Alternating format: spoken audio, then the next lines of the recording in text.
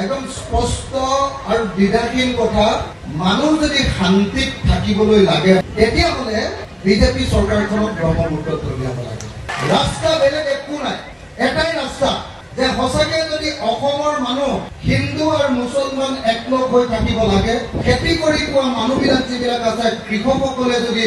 নিজৰ শ্ৰম কৰি নিজৰ ঠাইত সন্মান সহকাৰে জীয়াই থাকিব লাগে, হাজিৰা কৰি খোৱা মানুহ, কাম কৰি খোৱা মানুহ, কামলা কৰি খোৱা মানুহ, মিস্ত্ৰী, বিল্ডিঙৰ কাম কৰা মানুহ, ইটা ভাটাত কাম কৰা মানুহ বা যিকোনো ব্যৱসায় কৰা মানুহ কোনোবাই যদি শান্তিত থাকিবলৈ লাগে তেতিয়াহ'লে হিমন্ত বিশ্ব শৰ্মাক চকীয়ে টকীয়ে ব্ৰহ্মপুত্ৰলৈ দলিয়াই পেলোৱাৰ বাহিৰে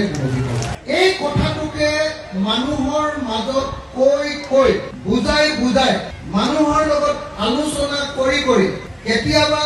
আপোনালোকৰ সৃজন নামলৈ আহিছো, কেতিয়াবা মই বৰাকলৈ গৈছো, কেতিয়াবা মই ধুবুৰীলৈ গৈছো আৰু কেতিয়াবা মই শদিয়ালৈ গৈছো, কেতিয়াবা মই কাৰ্বি পাহাৰলৈ গৈছো আৰু কেতিয়াবা মই একেবাৰে ব্ৰহ্মপুত্ৰৰ পাৰলৈ আহিছো। মানুহৰ মাজত কেৱল এটাই কথা কৈ ফুৰিছো যে এতিয়ালৈকে স্বাধীনতাৰ ৭৮ বছৰৰ পাছত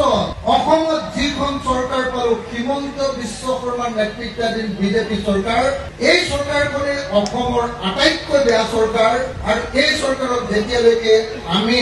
ব্ৰহ্মপুত্ৰত দলিয়াই পেলাব নোৱাৰো পৃথিৱীৰ কোনো মানুহ কেতিয়াও শান্তিত থাকিবলৈ নাপায়। ২৬ অক্টোবৰ ২০২৪ তাৰিখৰ দিনা ঘৰৰ পৰা ওলাইছো আৰু কেইদিনমান হ'লে এবছৰ হ'ব,